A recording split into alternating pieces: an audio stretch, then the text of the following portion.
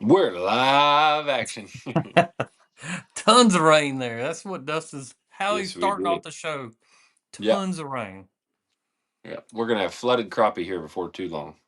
Maybe that'd be next week's show title. Yeah, Uh, that's right. Everybody, welcome to today's bite. This is our weekly live stream that we do. Dustin and myself here on Tuesday night, 7 o'clock Central Standard Time. Brought to you by Bobby Garland Baits. And as Nathan Wood already started, we're going to hit you guys up and make sure you hit that 25K Crappie Connection hashtag in your comments. Thumbs up. We got a lot of people. We got a lot of things to discuss. We got a lot of water coming. We got a lot of rain coming down here through Mississippi in the next 7 days straight forecasted. And Dustin, that's how he started out. He said, Oh man, it's, yeah. it's just Yeah. flooding over here. Yeah, it started that this morning and it looks like we got several days of rain on the radar as well. Must just be that time of year again. Seems like last year we got hit with a really strong flood this time of year as well. So at least something is getting pretty competitive and you can repeat. Because the crappie bite's not. Well, I've had a really strong pattern going for the last 2 weeks. But I kind of ready anticipating changes coming with a lot of fresh water coming in the lake, a lot of current changes up, especially if we get all the rain that's forecasted. Hopefully we can keep on fishing. The worst thing for a guide is just to cancel trips and try to reschedule and get everybody back on board. I like to keep my schedule like it's going and keep rolling with things as much as possible. And but it's going to change up. The pattern's going to change up. The fish are going to change up. The conditions are going to change up. But I had one good day last week with light winds, but the winds came back, and they've been back since I think Friday. Yeah, it blew last Friday, but Yeah, we've still got dealing with north the wind winds. moving in. Oh yeah, we just have a stiff north wind now, and it's gonna be. It was 60 degrees just about all day today. I mean, we had a big cold front kind of push in with some north wind. So Yeah, we're having strong south winds straight out of the south last few days, and dealing with south winds, kind of like we have all spring, but I keep thinking, hey, summertime patterns come. We're going to settle things out. We're going to get uh, into, fingers crossed. light and variable hot days here ahead. Today was our first day that we actually hit 90 degrees, so it's coming. We just got to bear Oh yeah, through this. It's coming. yeah. Uh, but got a lot of good things I want to talk about tonight, and kind of how I've been catching them, kind of things I've seen on breeder stumps. And breeder stumps are hot right now for me. And I actually had a krill survey done when I got to the boat ramp today. Biologist met me up there and kind of talked about things. And, you know, uh, I kind of told him, he's like, man, are the fish are in the summertime pattern? I was like, no, man, we're trying to wrap up the spawn out there. They still spawning crappie as we speak. And he was kind of taken back by that, I think, a little bit. But, um, you know, for me, I think it's just kind of shows everybody's still learning about crappie fishing, even biologists. And he was kind of shocked. And he's like, "Man, I can't believe the fish are still spawning." I'm like, "Yeah, absolutely, they're still spawning." And I kind of seen uh, even a pattern on the stumps. And what I mean by that, and I guess I'm going into my today's bite even almost, but Yeah, yeah, you get to do it first this time anyway. It's your yeah, turn. I'm kind of rolling with it, I guess. But um, one of my breeder stumps, and it's a classic spot, and sets up on the shallow side is about 7, 8 foot of water, and it's right on the ledge, sitting there, and then it drops off to deep water down to about 15 or 16 on the deep side of it. But I had crappie on the shallow side, right in the middle of the stump, and then on the deep side. Now, what I kind of noticed about this stump was really the fish that we were catching was right in the center of it. I felt like the fish on the shallow side, that 7, 8 foot of water, were actually spawning. I could see them flipping around, kind of doing their dance to say those fish uh, in the middle section where we were catching them, they were sitting there hungry. And then the fish on the deep side, sitting deeper, around that 12 to 14, 15 foot mark, those were the fish that were kind of inactive. So it was like three different patterns on one breeder stump that The It fish that must were have been a busy big stump. is a big stump. It's a breeder stump. The fish Mm, on the shallow yeah. side were spawning, the middle section were feeding, and the outer, deeper section was actually resting. Really a unique pattern on one sections, but that kind of tells you there's so many patterns that can go on in the lake. Even in that 15-foot span, I think I've seen three different patterns of fish. Yeah. Uh, I can see so that for it's sure. just What was your bait of choice? my beta choice or their choice, and it kind of Yeah, ranged that's right. since last week. Darker days, cloudy days, I'm using dark colors like the June bug chartreuse, and I got actually a pack of them. I just got a new order in last week, but that June bug chartreuse on these cloudier days is what I've been using. Once the sun breaks out, I'm going into the mud dauber and the double silver rainbows and the Grenada golds, something a little bit more bright and flashy on the bright sunny days when we get those.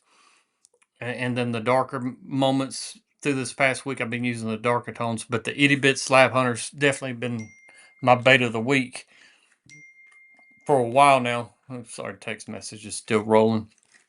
But jig heads, brush off jig heads.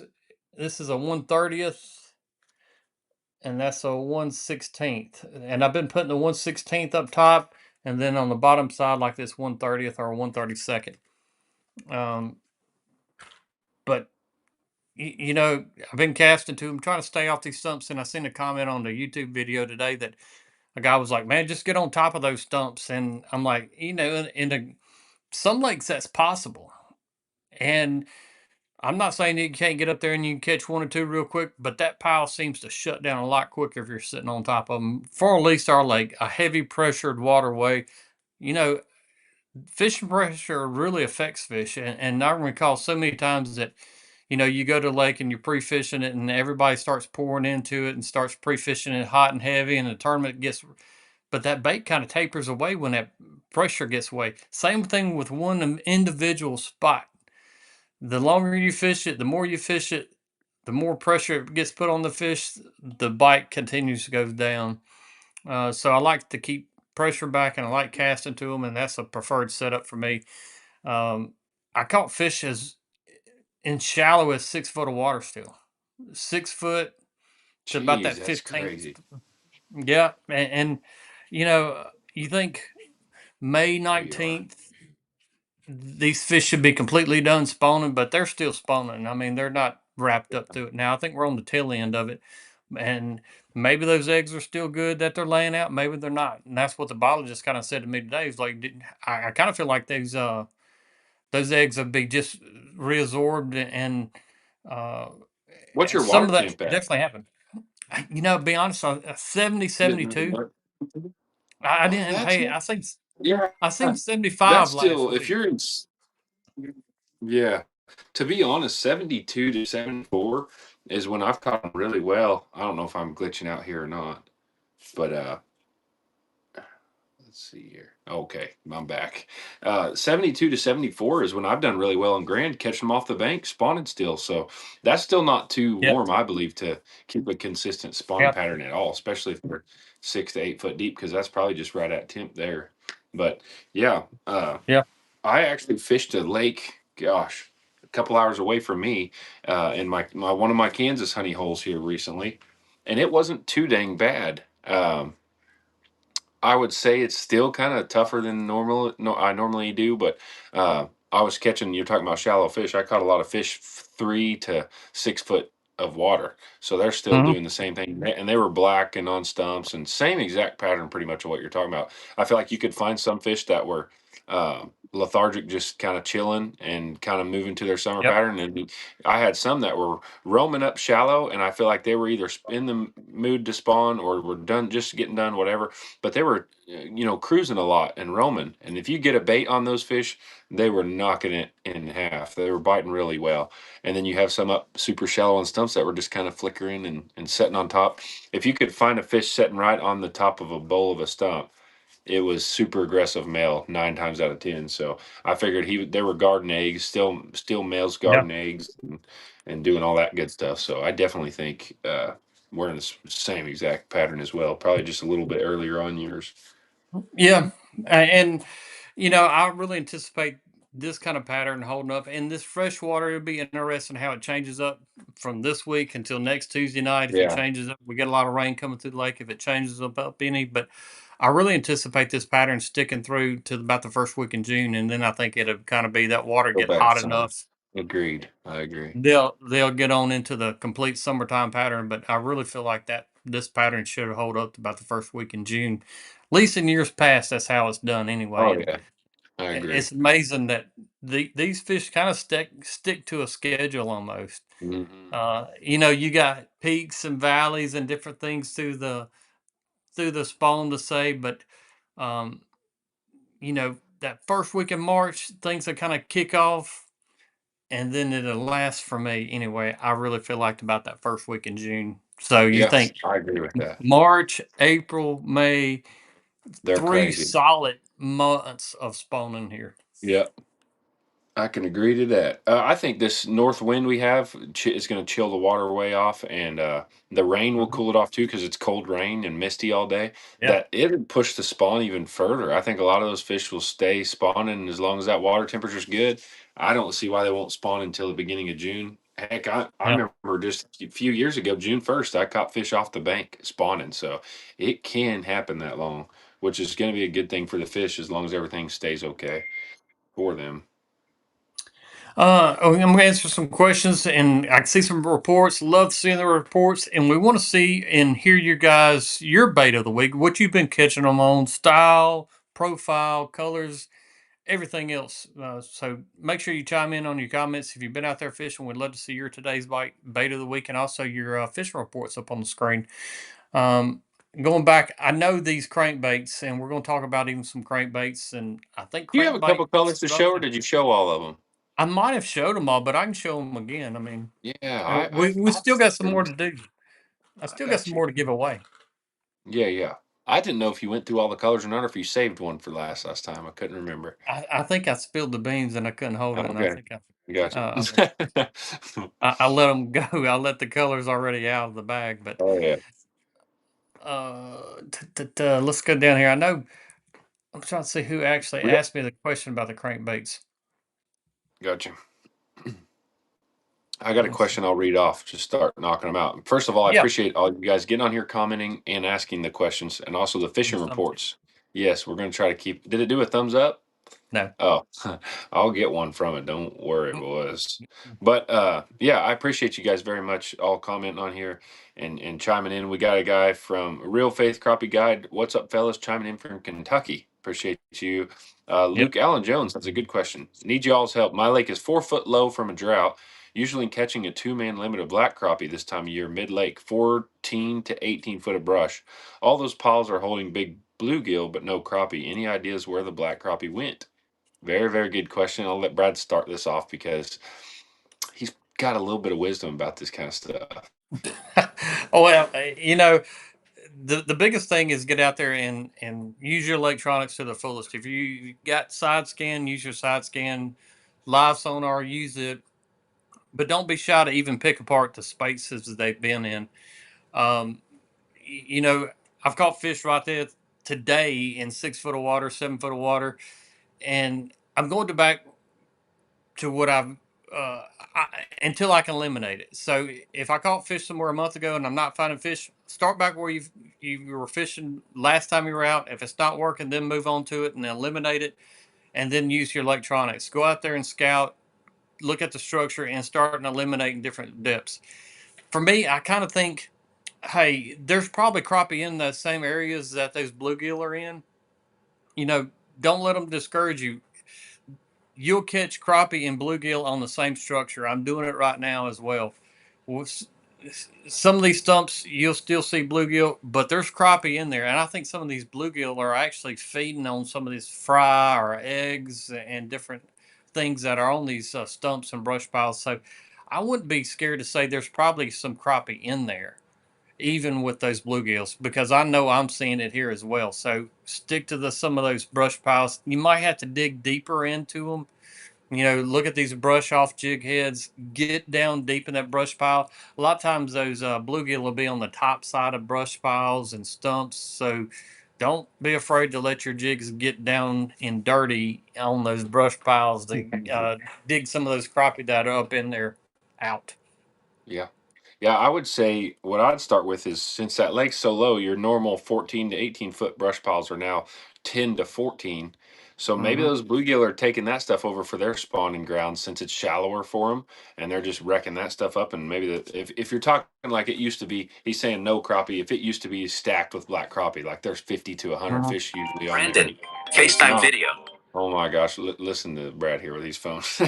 I know. But no, I would just push out, go in the same areas. Like if it's a flat that those brush piles are in or whatever, push out to the 18 to 20 foot of water. Or even now, like I've seen at Grand Lake, if the water rises 3 or 4 foot, they usually are going to find the same depth of brush piles that they normally would be in that time of year. So try to find that 18-foot brush, and there should be in that lake. I mean, all the lakes are seeming to have more and more structure put in it, or lay downs or stand timber or whatever, and see if they just moved out deeper. And if you've done that and they're still not there, I would give it just a little bit longer. It seems like everything's behind this year. So just because you caught them there this time of year last year, what if it's a week behind or 2 weeks behind? So by the time June rolls by, there they are. You'll go to that brush pile, they'll just be stacked in there. So there's a real chance of that too. I've ran into that many a times. I'll look back at my history and it's like, man, I killed them right here on this stick up. Where are they at? And then you go back, you give up on it, and you go back later and they're there. So sometimes you could just be a little bit behind. I wouldn't get too discouraged or worried about it till you got on through. But numbers. There's a lot of things that could go into that, especially when you involve Mother Nature. But I would wait. Just give it a little more time. Don't panic just yet. I think there's some probably in there. The crankbait should be out sometime in June. Keep checking on lurenet.com for the new bait crankbait colors, the new Bandit 300 crappie edition, Bobby Garland edition ones. Um, so sometime in June is what I'm being told tonight. Let's see. We'll get back to some fish reports too. Yeah. Butch, he says the bite has been really good on Truman Lake, the roamers, and on structure. 20 foot of water, anywhere from 1 foot to 15 foot deep. We also had a guy catch a 313 crappie out of Truman last week. That sounds like a fun bite right there. Sounds like the bite is doing really good at Truman. I wish I wasn't so far away from that lake. It is a fun fishery. It's full of fish, that's for sure. Yes, it is. It is full of fish. Uh, Ray says, Lake Fork fish report from a rookie. Water temp mid to high 70s. The big white crappie were hammering dark colored jigs with a small profile. 132nd hand ties. Itty big jigs work best in 20 foot of water. Don't Good. sound like a rookie report. I like the report. Yeah, it didn't sound like a rookie report for It sure. didn't sound like a rookie report. It's hard to say rookie report. Yeah, That's kind of a tongue twister, rookie report. that's right. Now everybody's at home going, rookie report. Yeah. Jordan Taylor says, fish we've caught today had beat up tail still, wherever Mhm. he's fishing. And then Chris Mitchell, he said, Okay. he- Oh, real foot. oh, gotcha. Yeah, he said he worked out the old troll motor on the res today. Was it a windy one where you were at today? Yeah, Probably I why he mean, said I think it's windy every day. yeah, you're Yeah. right. Golly, I know that for sure. Two, I want to. I've just put the spy pole on my boat. I've had it about 2 weeks. Got some little reports on the spy pole. Um, Definitely, you know, Getting the hang of it? getting the hang of it, fine tuning it a little bit more, playing with it more and more every day. And got questions about the new spy pole? Let me know, and we can get you set up on. For sure. Slap Slayer, he says, Thursday, Friday, and Sunday caught a total of 75. Several females with eggs were just running out of them. Caught them in 2 to 6 foot of water right up against the trees and stumps. Slab Slayer. Honor. One detail I didn't see. Where were you? I don't know what Yeah. lake. What lake now? I don't You know what catching lake. that many big ones up there spawning? Yeah, I We don't need know to what lake. know. But I Cody love it. Steinbrink, Steinbrinky says, I just been on a simple slip bobber and minnow. You know what? That's what I've started out crappie fishing with. And to this day, it is one of the most deadly combinations to catch crappie. I think it outfishes a lot of ways, is a slip bobber with a minnow. But speaking Hmm. of a crappie slayer, John Mayo said he fished several days, casted an open water fish 16 to 30 foot of water. Bobby Garland Baby Shad and Glacier did really good, and the fish were active and aggressive. Water temp was around 72 degrees. See, still, that just seems Mhm. cool for me. Well, it's just really, I mean, the winds, it kind of keeps this water a little bit cooler as well. Yeah. But and it's been so windy. I think it's kind of helping that water. But the first day this year that I know we've actually hit 90 degrees as well Today? today. 90. Wow.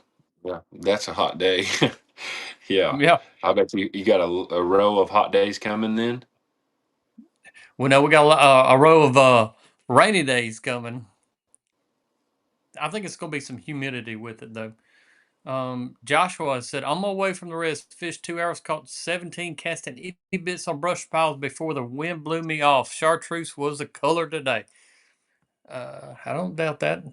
Mud dauber was my color of the day. Yeah, let's Eric see. Berge, did we read his from Central Illinois yet? No, Oh, Eric's I always got lost good you, Brad. If you reports. can, there you are. Did you get Eric Berge's? I see it. I just put it on the screen. You can Okay, gotcha. fire Yeah, away with it. fishing report from Central Illinois. Rain, wind, and high water Mm. have the crappie scattered on the lake. Active fish are in 10 foot of water. Water temperatures mid 60s. The fish seem to want larger profile. 2-inch top hat guppy gobbler in black and chartreuse on cloudy days. Fish want the bait moving. There's a good fishing report for us. Um, I like the sorry moving. if I Sorry if I keep glitching out. If I am on this thing, I'm struggling with it just a little bit. It keeps going black and back on me. Oh, okay. Here's Lisa says, "Can you tell the difference between crappie and bluegill on live scope? If so, how?" Yeah, Yeah. it's yeah. Go ahead, Des. The main thing that sticks out to me on crappie and bluegill is the size of the bluegill. You just get such a good eye for looking at the size of the bluegill versus crappie. But the way bluegill move, it's almost like a staticky on a TV screen, if that makes sense, or like flickering, and they're constantly kind of moving around, and you just see this Yeah. literally on your screen. Yeah, and that's a telltale sign. 9 times out of 10. Yeah, I don't see Glitched out. I bluegill don't know if sitting. I'm on here or not. No, you're good. I don't see. I see a lot of times there's bluegill on There. top of stumps. Seems like they're just kind of moving around a lot. When I can really feel like I'm identifying crappie, they're sitting on that brush pile. They're just solid beacons.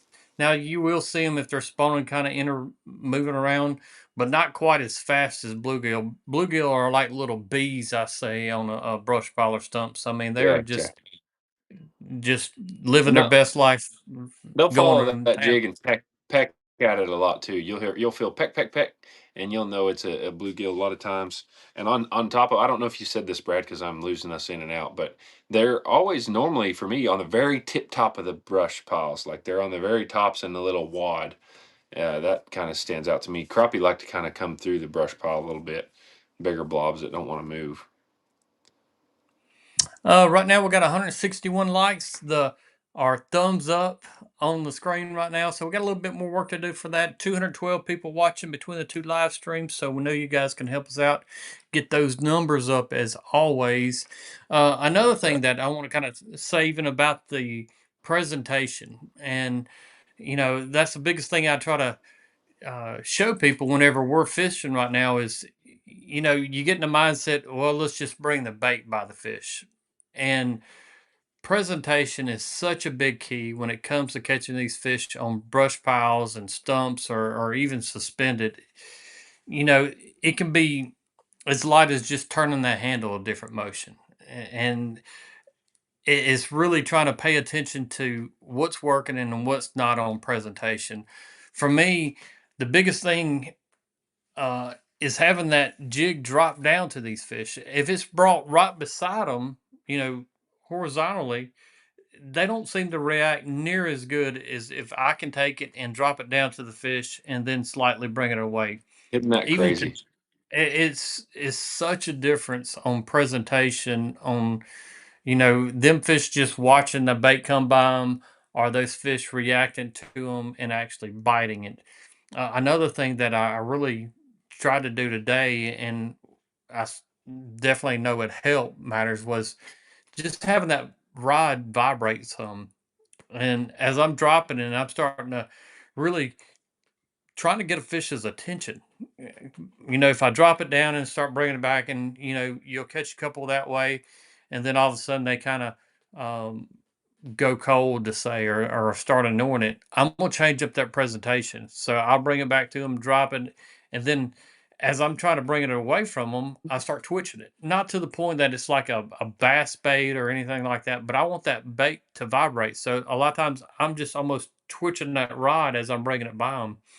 And as soon as I see that fish notice it and they start getting back behind it, I'm gonna just do a steady retrieve at that point and bring them back away from them. But presentation is such a key. Even if you've got a school of 100 fish sitting there, all of them's not going to react the same way, of course. So, bring that bait through there one time, steady, see if you catch a fish. Well, if it's not working, change it. Yeah, for Um, sure. That's just crazy but that even that little of difference with the jig will make a few extra fish it, bite. I've seen it happen. eh, and I think another thing, like we kind of talked about last week, is setting that lighter jig on the backside of things. On Yeah, this it makes it setup do here. something. Running a double jig like that too makes it do something that you can't do single, no matter how hard you really try. The way that bait probably picks that bottom one up, it's Yep. a big, big difference. I love it, and we get asked all the time. Why is it two jigs online? Is it to catch two fish? And that's nowhere near the truth. The main thing that the two jigs are on there is to identify the jigs on live scope. But also, I think it helps it How many times you the go ahead? well. I think the biggest thing is having that lighter jig on the backside kind of gives that more of a fluid motion whenever you're jigging it. Natural. And that little Yeah. bit of twitch with this lighter jig is going to have a more of a natural movement compared to a heavier jig. How many times a year do you But think, Brad, that you catch two at a time? uh, you know, I've had days that we've caught 4 or 5 different sets of two at a time. Really? I work, yeah, That's crazy. yeah, and I've had days that, just like the bluegill and I believe the crappie mix on a brush pile. I don't know if I ever caught a bluegill and a crappie on the same cast, but I know I've Oh no, caught that a catfish and a crappie on the same cast. you've caught a catfish and a crappie. Yeah, absolutely. That's pretty cool. I bet they thought they had the world record crappie on there. I I had a couple last week fish with me, and the lady actually had two crappie on the same cast on the same line, and I seen right before the crappie popped off, the top one popped off the jig, but Oh it man, happens quite often. that's pretty cool. Let's get That's down. fun. A little extra funness. Roger says, "Do you guys use weedless jig heads when trying to get into the heart of a brush pile?" Yes. 100%. Yeah, they have the brushless jig heads, and I've used them. I can tell you, you can drop those in some of the wooliest stuff and drag some fish out of them. I've been there and done Yep. it. They are very That's handy if you want to save some hooks. that is the brush off, and I'm gonna try to get one out of the package here and show you guys. But this is the brush off, and they have them as small as a 1/50th. Now this is a 1/30th right here, but you can see the wire keeper right there, a little stainless steel, and you can see how it's going to protect that hook coming through brush. Is that But an yeah, over absolutely. bite If I'm going to get or is no, that that's a a? straight. I'll be dang! I can't believe you showed one of them on there. Oh yeah. Well, that's how they've got the brush off, and I mean it's a great little jig head for getting down deep in that brush pile. Oh yeah. Let's see.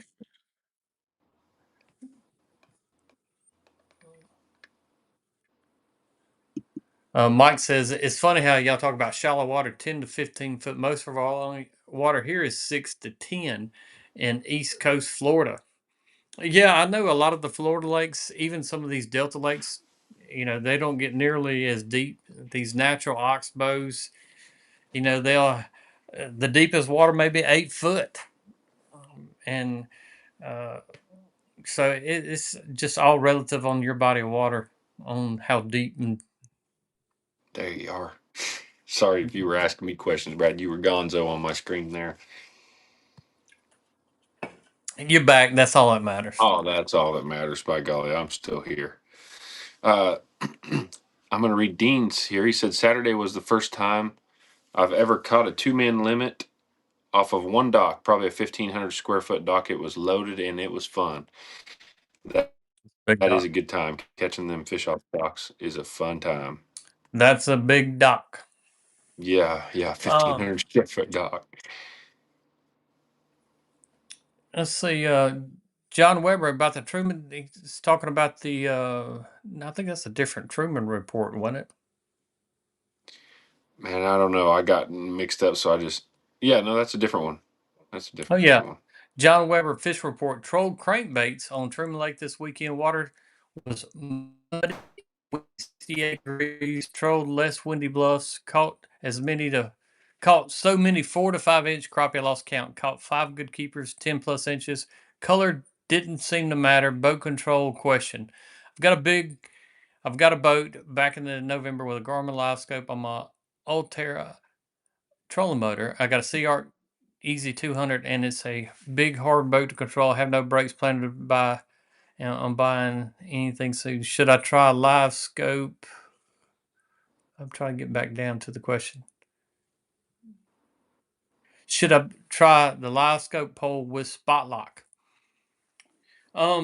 If you're fishing stationary fish, I wouldn't mind trying that. If you were doing brush piles,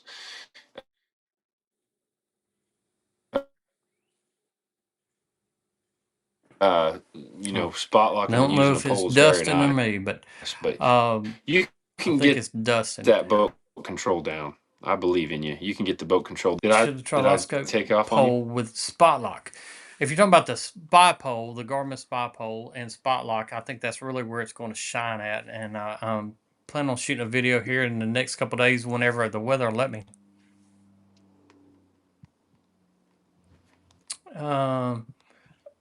Neil McPherson, fishing Texoma Hanger Wildlife Refuge, low water crossing under fixed cork, 8-inch deep on the rocks, fun bite, nice. Well, that's a great little report.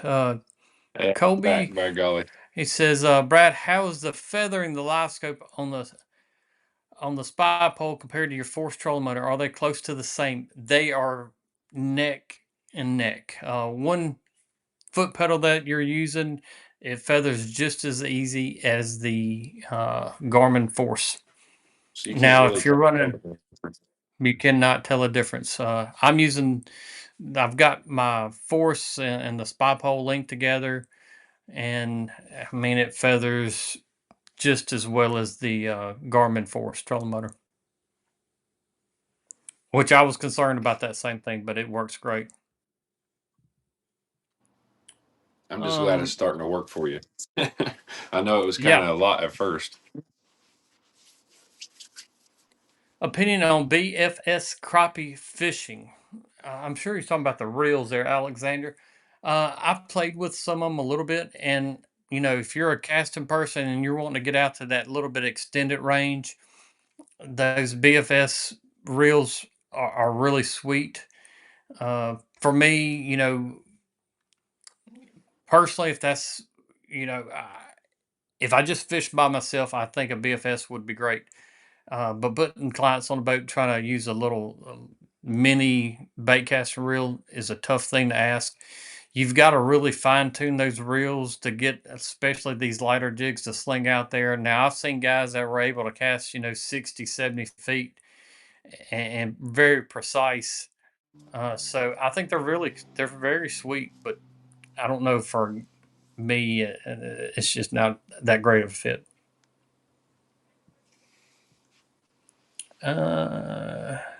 Gosh. Okay. Brad, you're Are you stuck with you back with us?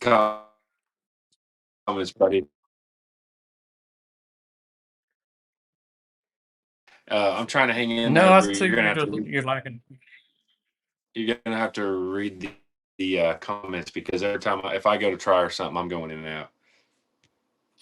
All right. I'm gonna log off Phil, he and log says, back on. And all right, I'm gonna keep it rolling. Phil says, 25K crop connection, caught a limit casting the brush piles on Okeechobee Saturday, 8 to 12 foot of water. Phil, what was the color over there? I know those are probably similar colors that I would be using. Ray says, question, location for a transducer, which do you prefer, trolling motor or a separate pole? Um, I prefer it to be linked up with my trolling motor. I prefer it to be mounted on the trolling motor for the most part. Like I said, I've been using the Garmin Spy Pole, and it's working pretty daggum good though.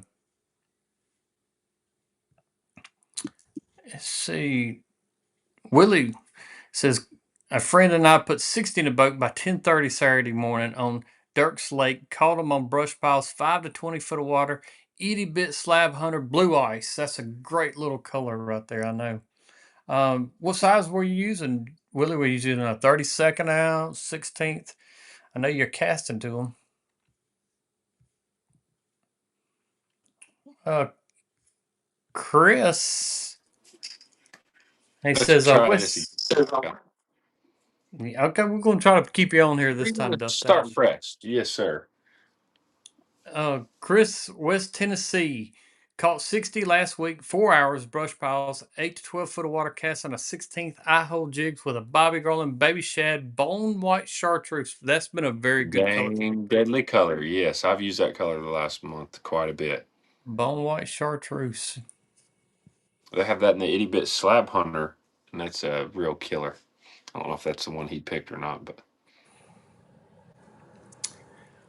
James says, are there any fishing or crappie expos coming up in the southeast where the major vendors have booths? Not to my knowledge right now. I know there's a lot of hunting expos and different things that happen in the month of July. I'm not scheduled at this point to go to any. I wouldn't mind to go on some. So if you hear some good ones for July and August, probably August I would be more apt. I think I'm pretty full up already in July on trips, but August, September, we need to do something. yeah, yeah, keep you busy anyway. Keep me busy. I like being busy. Corey Bechtold, he said, "Hey, got a question. Minnesota, our crappie, we're starting to bed, or we're on beds guarding fry. We had a cold snap right now. Water temp is 49 today. At what temperature what temperature does the temp drop and the detrimental of the survival of the fry?" Gosh, that's a good question, Corey. I'd say that's a pretty good biologist question because honestly, your water temp being 49 degrees already throws us way off because our crappie spawn way warmer. So I'd say, heck, they're probably so used to it. I don't think it hurts them too bad. I'm sure they figured out a way to make it work. So, and that's also why I think a lot of fish don't lay all their eggs at once or have all their babies at once. They really spread it all out. There'll probably be fish have them when it warms back up again, but who really knows? That's a good question, though. How detrimental is the colder water? How many does it kill? Be a good biologist question when we get him back on here. Yeah, I don't know. I wouldn't think it would be ideal temperature for those fish, and I think they would probably, definitely stunt their growth spurt. To say, Mm-hmm. I know I'm catching some crappie fry, and I'm gonna say fry. They're fingerlings, more or less, or 2 to 3 inch that I thought was already hatched this year. So these fish, they can grow really fast in the ideal temperatures, but I think they would also slow down a lot. So I think the Yeah. more that water drops and stays cool, that slower the whole. Let's Agree. see. John Lee called them 8 foot of water suspended, 3 to 5 foot Eagle Lake Sunday. Blackened chartreuse was a color for him. Torch Tyndall There, Torch. is in the building. Yeah, he said, "Heck, I retired 2 weeks ago and haven't been but one time. I fished more when I worked." So Torch, did you actually retire? Is that real? Did he really retire? Yeah, I mean, absolutely. Congratulations, number Really? one, on that. Yes. Congratulations on that, man. I didn't know, I didn't know if it was possible for us guides to retire. So that makes me feel a little better. Maybe looks forward Well, to I something. think he And retired. I don't know if he retired from guiding. I think he retired oh, from his full oh, time job. gotcha. Oh, gotcha. Well, that's a heartbreak. So we're doomed, is what you mean. My bad. Gotcha. Way to really get my hopes up, Brad. I thought, okay, got you. Todd said, "Had fun with my cousin on the res. First time live scoping. I'm sure you had fun." Let's see. George says thanks. Rusty Carter said last week you guys talked about seeing shad up shallow. Would they be shad or small fry from the game fish that have spawned out? The fish that I were seeing were shad, full bore shad, and they were just 2 to 4 inch shad. And the reason I know that is because I netted them, scooped them up, and checked them out. I was actually going to use them for fresh bait for sand bass fishing, and it's just really hard to beat that bait since that's what they're chasing. If you drop those down and let them just free float down into school of fish, oh my goodness, they smash it. So I netted some for bait, and they were all shad. I netted, I mean, a ton of them. It was very easy to net them too. There were so many up boiling the surface. You could take a dip net and net a dip net full. I mean, they're really lousy right now up spawning like that. So, but I'm sure the fryer mixed in with them, no doubt about it. Yeah. Yeah, and usually, those fry and you talk about brush piles and things, a lot of these crappie fry really stick to that brush pile. If you find brush piles that are really mangled and tight together, they're usually loaded with that fry. Um, but I'm catching, on even these brooder stumps, there'll be some fry mixed in there, and probably a good place to hide. For sure. Uh, Barry Walker has a really good question, Brad, and you may be able to doing your double jig help him on this. Hmm. He has issues with his 1,000 reels and had some larger 2 to 3,000 reels, but it seems that they reel too fast. What ratio and size spinning reel is best for casting the smaller double rig? It's a good Yeah. question. I'm using 2000 series, a Daiwa. I can't think of the Daiwa particular one I've got. I use that like a 5-to-1 gear ratio. Nothing that is extremely fast and nothing that's extremely slow, if that makes sense. Kind of that middle Mhm. range as far as a speed ratio. But I like 2000 series. A lot of times, I think when a 1000 series is so small, it kind of kinks up a line, gets it really coiled up. 2000 series are my favorite. A lot of times that I think, and I don't know if it's your case or not, Barry, but I think a lot of times, even on the 2000 series, people try to fill up that spool all the way. I try to back it off to about 2/3 of a spool when I'm redoing it. Mhm. Um, and that's just a little tip to say, but I like a 2000 series. 3000 is too big, 1000 is too small, 2000 it just hits it Meets right it in in the its middle. in. Yeah.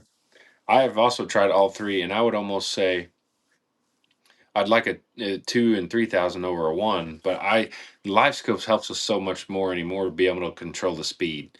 Yeah. The bigger reels I have, you just got to know to go slower, and the smaller reels you can burn it faster. But you watch the fish reaction anymore on forward facing sonar. But if you don't have that, then that's when reels come into play a lot more. But if you're able to watch your jigs, man, it's a handy booker. Yeah. Cowboy Pillow says, I believe somebody has hid a bananas in his boat, been struggling. Yeah, hey, It I'd happens. be figuring that out. There's only one way to fix that. Just burn the boat down and you'll know you got the banana and just get a new one. Yeah, yeah, get that monkey off the back. Get that monkey out of there. Get that banana out of that boat for sure. Phil. Uh-huh. Let's see. Lewis Bradford, he says, late to the party. Hope I'm not repeating the best advice to keep fish from short striking. Mhm. He's got an extremely soft strike. Lots of fish would approach the bait and not eat it. So yeah, a lot of them fish not Mhm. approaching and not eating it tell me you are getting short strike, because some of them, they want to eat it, but they're just grabbing that tail end and touching the back of it. And the first thing I would do is say what size of your bait. I'd be downsizing immediately to see if, like, if they're doing that short strike, if you have just a little lighter bait or a lot lighter bait, they'll suck that in a little further on accident pretty much when they go to test on it, and you'll get that top lip and get a hook in them. Uh, A lot of different things though. Presentation and everything goes into that, but I've downsized your I bait. I think too, and I see it so many times when people get in a boat, and you might be getting more strikes than you're realizing.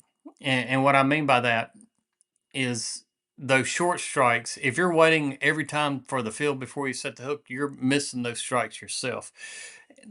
I'm not saying that's all the way the case with you, but I have a lot of times that people, I'm like, he's on it, and they're like, well, I didn't feel it.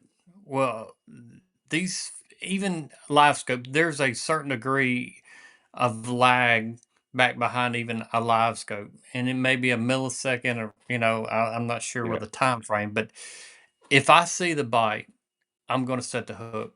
I don't wait on the field. Um, so I think some of those short strikes, you're missing the strike. You're feeling them spit it out then more than you are Uh, feeling them bite. Yeah. I've seen that before.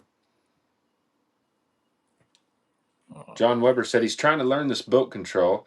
I've made some drift socks to help slow boat down, and we'll be trying that. Dustin, I may haul the boat to Oklahoma this fall for some lessons if I don't figure it out. Well, John, I'd love to have you, but I will tell you what I tell just about everybody else, and I've done lessons for it. I've hopped in people's boats, showed them what I do, show them how my brain works on it. But if you don't have as much time to put in to having that boat out there a lot and running it, it's just like backing a giant semi trailer. Like the more you do it, the better you get at it. I feel like I've got my boat control as strong as I ever have, but I have the hardest boat to control. I've got a 26-foot Sea Arc, and it is a giant barge, so it kind of forces you to learn boat control when you're chasing roaming fish or moving fish.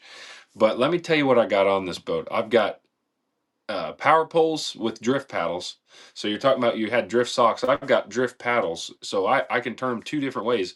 I'll turn them this way and put them straight in the water to slow me down. So that way, when I let off the trolling motor, it really starts breaking my boat. To help my Sea Light powered brakes, they're 55-pound thrust on each side. So I've got brakes and power poles that are slowing that boat down. So it's an extreme braking system. So I'll tell you, that's the first thing that'll help you. Either one of those help dramatically. But another thing I'll do with those drift paddles is turn them this way.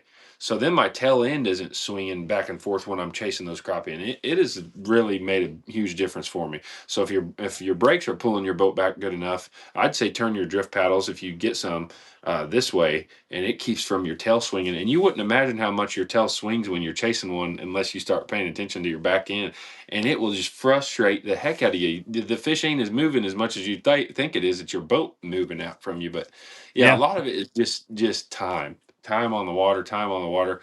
And then another little tip. It sounds crazy, but if you picture the water not being there and the fish being just on the ground, if that makes sense, when you're running your boat, the water can kind of mess with you sometimes. Just picture there's no water, the fish is right there where yeah, your trolling motor's looking, and then fight your boat to it. But that's about all I got for you. Again, I'd love to have you out here, but hopefully you yeah. can get it dialed in.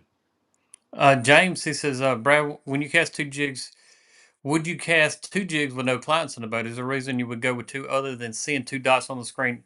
Yeah, it's just like I said. I think this lighter jig on the backside has a more of a fluid uh, presentation compared, uh, because all the resistance that you're bringing that jig from is mainly on that front jig, and it has that more of that freedom of that back jig to just kind of have a more fluid motion in my mind. So yeah, I would still use two jigs. For sure. Or I do. Uh, Lewis Bradford said, "Thanks for the input. Makes complete sense about the short strike. What do you look for to see the bite on live scope? I've seen it Yeah. before, but not consistently." Lewis, that's Yep. really a good question as well. Um, you know what? I will say this: Yanks are free. So before I explain this to you, just Yep. remember, Yanks are free. Don't be afraid to send it if you think there's a chance that you bit it. If you Yep. think that fish took that bait or that bait disappears at all, just give it to it or pressure reel it just a little faster. But I will notice, and Brad may notice this too, when the fish is following that bait, you can almost time every time he's going to bite it. It's either going to Yep. happen in this millisecond or it's not going to happen at all. And it's that fish is chasing at a certain mile per hour, like it's coming and coming, coming, and it's either going to go thump or Closes it. nothing. And exactly, and when it closes that gap and that bait disappears, I'm giving it to it when it's Yep. that tough a bite that you're talking about. So downsize first, but if that thing's flying up at it and it gets to where it should either eat the bait or it's going to turn around, check it because a lot of times, especially black crappie, them fish are on that hook, and you'll do that. Gosh, I can't tell you how many clients have just been like, "What?" Because I'll say, "Set the hook." Well, there was a 50% chance it was on there, but yanks are free, and 9 times out of 10, that fish Yeah. has got that sucker in its mouth. So there's a chance that that's going on. Yeah. It's just like Dustin was saying there. For me, if I see a fish jump, if he's It's a back jolt. behind the bait Yeah, or yeah, if he makes some kind of leap at yeah. all, I set the hook. And also, Mhm. uh, if I see a flash behind a jig, uh, and I see that fish, he's coming behind, and all of a sudden I see a flash. That's typically in my mind that fish hitting and turning. Yeah, Uh, yeah, Sometimes they'll hit it and just go forward, and that's that kind of leap. But if they hit it and turn, you'll see that image of that fish just kind of do a little flash, set the hook. yeah, yeah. Uh, Another they're one on free. that, if you're reeling, the line never lies. So if you watch that line really hard, like you see one chasing on live scope, just stare at your line on the water. If you have high vis or you can see it really well, that line will always do a little something different than what it's doing while you're reeling. A little something. You may not feel anything, but your line will Hmm. move. I stand behind clients all the time and see the bite on the line before they feel it. So watch your line really hard too. Another tidbit. And one more I'm going to give you, just because it excites me when that happens, but is getting fish to bite when they don't want to. But when you're reeling that reel and they're following it steady, like you're talking about, stop it dead. Just stop it right into their nose and give that little reaction of like when they're super close, stop it. And if they thump it there, sometimes you'll catch them a lot. If you just reel in and then you stop, they'll thump it right when you stop it. It's out of almost reaction, like it blows up in their face and they just eat it. Another one for you. Renardo, I'm not sure the best anti banana mojo uh, beverage for a boat, but day in and day out, you can't beat a good old water and liquid IV. That's what I'm gonna show. Yeah, there you go. Liquid IV and water is great for it. Hummer says Grenada Enid Sardis report. FFS is best. Forward facing sonar is best. Fishing uh, 10 to 22-foot water, outside creek mouths, and standing timber at 1/16 double jigs, monkey milk bottom, and Cajun cricket. Grenada outside creeks or timber. Got to try that Grenada Gold up there too. I bet it would be good on those Look at lakes him. right now. Look at him. He's always going to that Grenada Gold, but I Grenada can't Gold, argue man. him one bit. Yeah, There he's ain't a no way. it works in I- Oklahoma, doesn't I'm a believer. Yes, sir. it? It works It in works. Oklahoma. It does. It would work right now. Oh, good old Lake Chico report. Did well on Lake Chico this weekend, looking like the crappie are back. And the community have done a great job. Fish are on summer pattern, purple and white. Chico summertime pattern. That's a very unique oxbow. I think it's the North America's largest oxbow. Big oxbow. It fished like a reservoir when I fished it years ago. Always summertime patterns. Those fish really like structure. It didn't matter. I mean, a small piece of structure was king out there to me. Uh, the Arkansas Game and Fish, they put great structure out there and it loads up with fish. But the bigger fish that I found on Chico, and tell me, Rice Farmer, if I'm right or wrong, but I always noticed you could find some really big fish on little pieces of structure out there. So side scanning was and I've got some good stuff I marked on Chico, but I was small gonna say I brush haven't heard calls were Chico good. in a while, but we heard a lot of it last year. I feel like. Yeah, um, Mm, purple and white. I would s- I would say try that June bug chartreuse itty bits.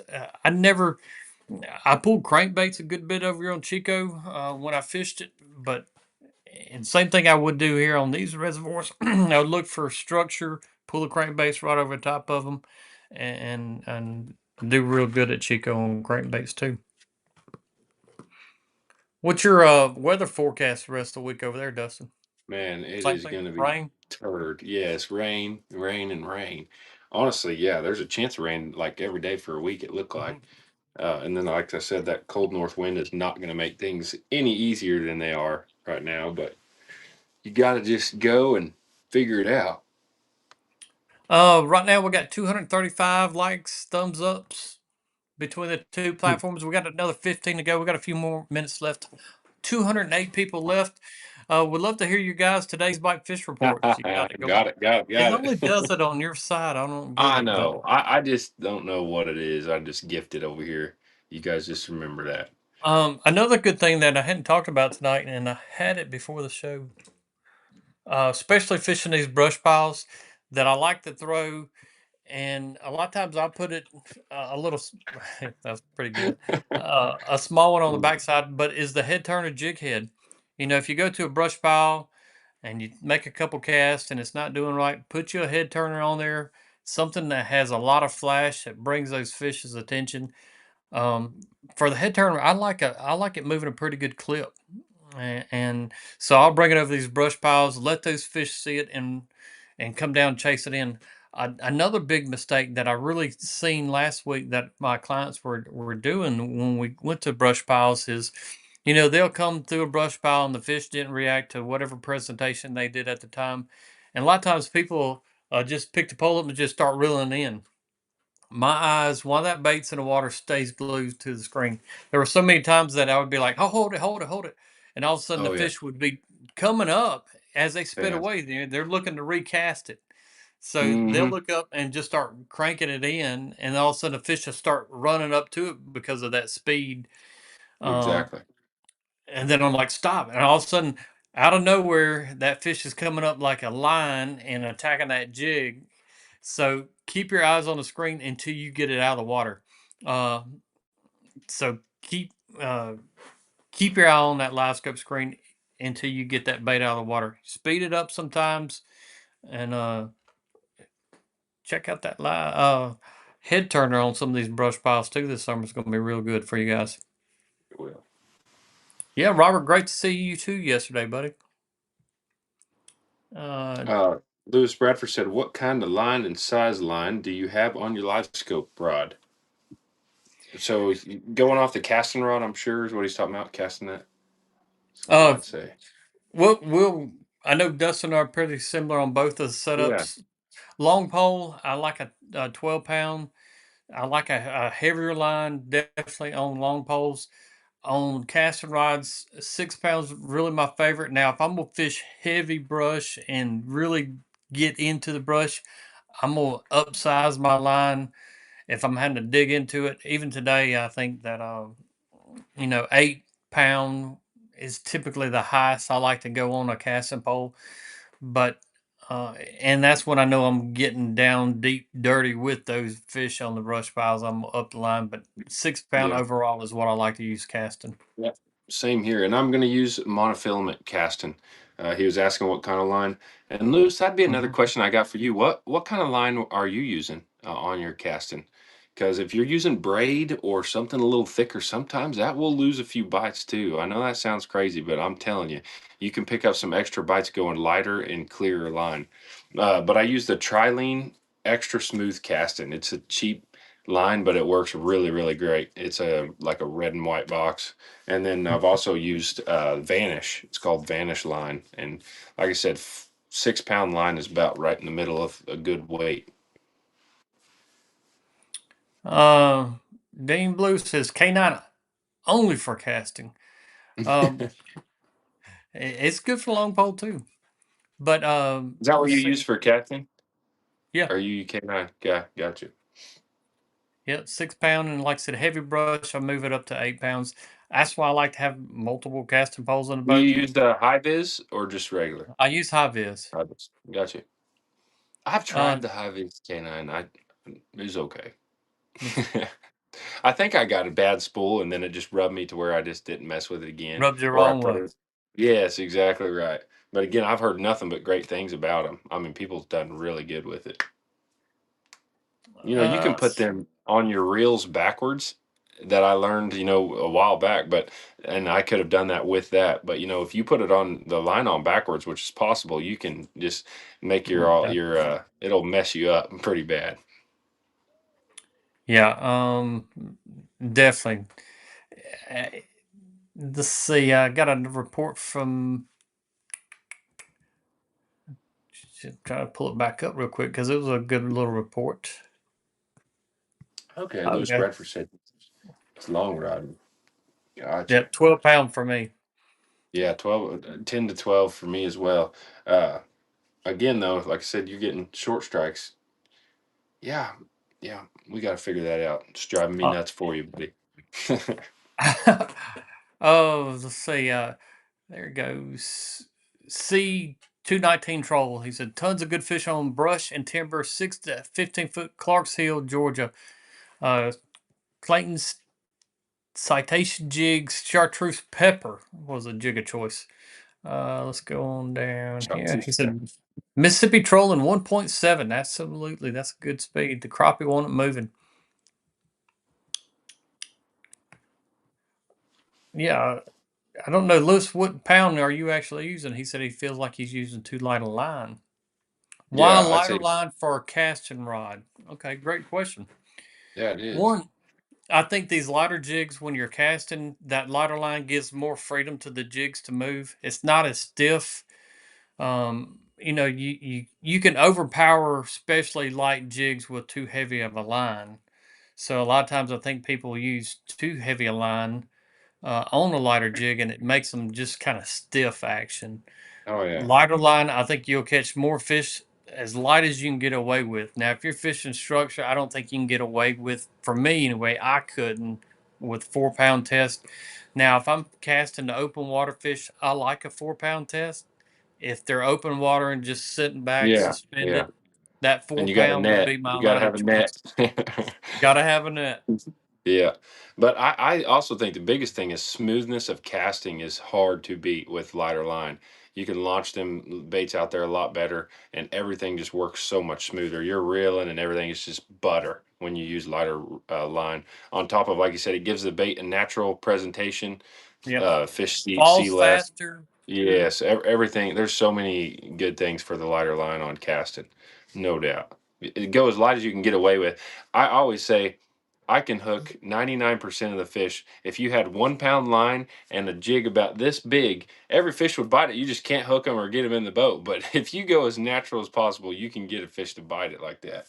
Just got to have that net if you get the 4 pound line. Yep. Uh-huh. Dustin Shields. Dustin. Uh, What's he up to? I know he's got a Crappie Connection hoodie now. Oh, he better be sending a picture, Hey, repping that Dustin, thing. he's got a Crappie Connection hoodie now. I know for a fact. That's And good. and then That's he's good. got one of the new Bandit 300 crankbaits too. What? Oh my gosh. Next Um, level. we got some more giveaways that we're going to do here real soon, guys. And we got a lot of good things coming. Especially, I got asked if crankbait season's here. I think crankbait season is here. A lot across the United States. Once you see fish wanting to chase down baits and they're getting aggressive, definitely I think it's time to start pulling some crankbaits too. Got some more questions. I don't want to leave anybody out, so make sure you get them on here. Uh, Joey Lee, he says, y'all talk a little bit about your trolling motor batteries, if you don't mind. I think I'm going to be in the market soon. Easy thing for me. I've been running lithium batteries for about 9 years now. Uh, Changes the game when you switch to lithium. You no longer have to really worry about batteries like you used to, and the longevity that you'll get out of lithium is superior over lead acid. Hopefully, ain't no lead acid guys watching tonight. But you know, one of my best buddies in the world, Michael Sylvester, I call him the mad scientist of lithium batteries. This guy is crazy about lithium. He can explain to you the A's and Z's when it comes to lithium batteries, and he can definitely hook you up. Like I said, one of my best buddies in the world provides top quality customer service. When I started out with lithium batteries, I had an issue, and I'll just start by saying the name of the brand started with a D, and you kind of imagine it had a South D. Yeah, yeah, yeah. Uh-huh. Uh, but I had two lithium batteries go bad from that manufacturer and could not get them warranted.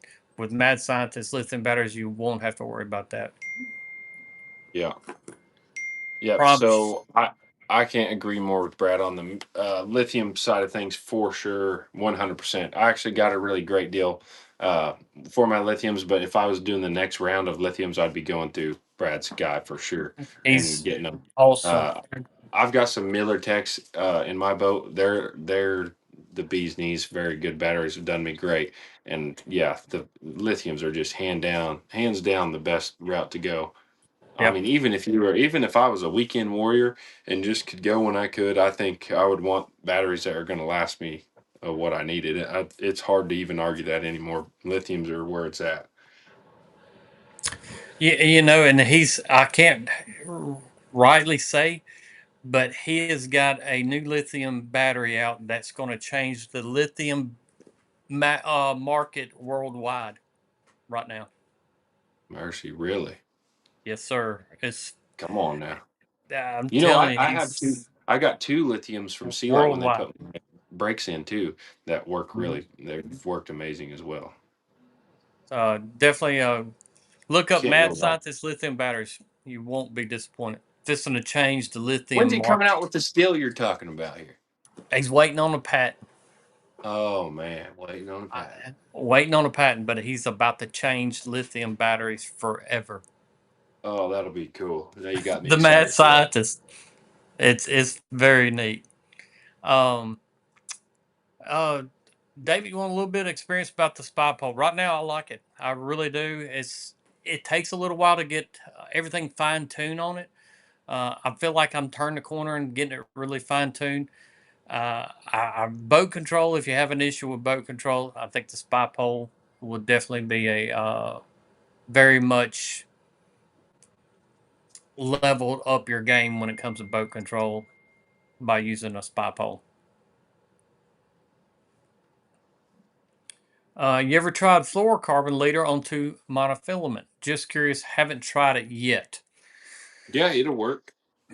You Yeah, want I do it just a wire. some on my long pole, and I think I don't know if I have the weight in here. I meant to bring one, but I'm using a trolling weight that has a swivel on both sides, chasing down open water fish. I'm using a 12-pound fluorocarbon and then a 10-pound monofilament leader coming on the bottom side of the trolling weight.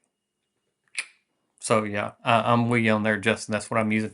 We will be back next Tuesday night, Central Standard Time, at 7 o'clock. Make sure you hit that thumbs up.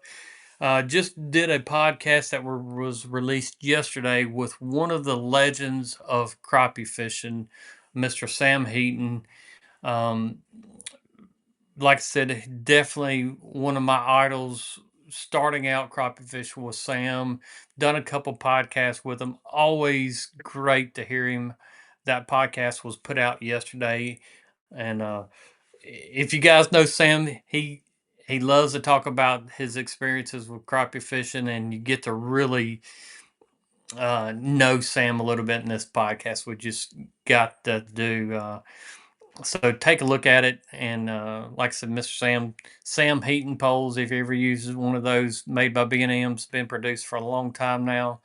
Great man, great legend of the sport. Cannot say enough great things about him. But definitely a good one to look at was one I just did with Mr. Sam. But Dustin, y'all stay dry this week, Oh yeah, guys. we're gonna Remember, try for sure.